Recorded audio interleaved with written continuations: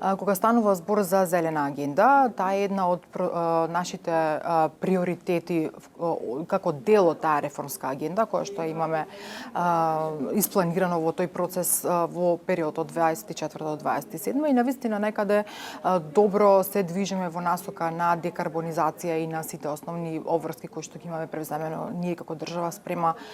Европската унија. Сметам дека навистина е многу важно, особено жените, ради нивната емпатичност, да бидат вклучени во едни такви процеси кога станува збор за тоа загадување кое што е сепак поактуелно, не само кај нас во државата, туку и во регионот. Покрај формалното образование, жените треба да се приклучат и на тоа неформално образование, но и искористување на сите можни фондови кои што ги нуди Европската унија, затоа што навистина има добри програми кои што може да помогнат. Кои се оние три клучни вештини кои можеме да ги издвоиме во она нет зеро економија или економија која е фокусирана кон намалување, односно доведување на оние штетни честички до позитивна нула? Да, тоа е еден долготраен процес кој што не можеме да очекуваме дека ќе се случи нешто преку ноќ и ние од утре натаму ќе имаме воздух како на швајцарски Алпи. Меѓутоа добро е што исто како влада сме доста посветени на работење и на пред се решавање на проблемот околу тоа. Не можам да кажам дека сме застанати со процесите или дека многу бавно одиме, затоа што сме во тој дел и добро оценети од Европската комисија. Во зелената агенда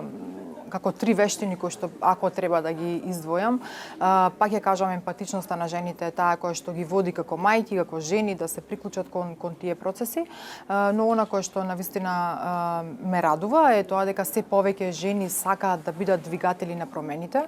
и мислам дека тие ќе бидат добар личен пример за сите оние кои што во иднина би сакале да променат нешто во државата. Како девојките или жените од помалите средини можат можноста преку обуки и програми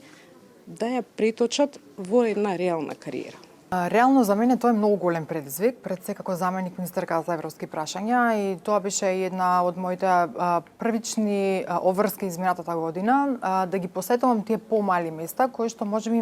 информираноста за искуството, но и со така за искористеноста на европските проекти е мало или воопшто го нема. Тука во оваа година ќе работиме заедно со општинската администрација и мислам дека ќе се посветиме заедно со агенцијата ова Еразмус агенцијата и со сите општествени двигатели да може луѓето, односно жените кои што живеат во малите средини, покрај фокусираноста на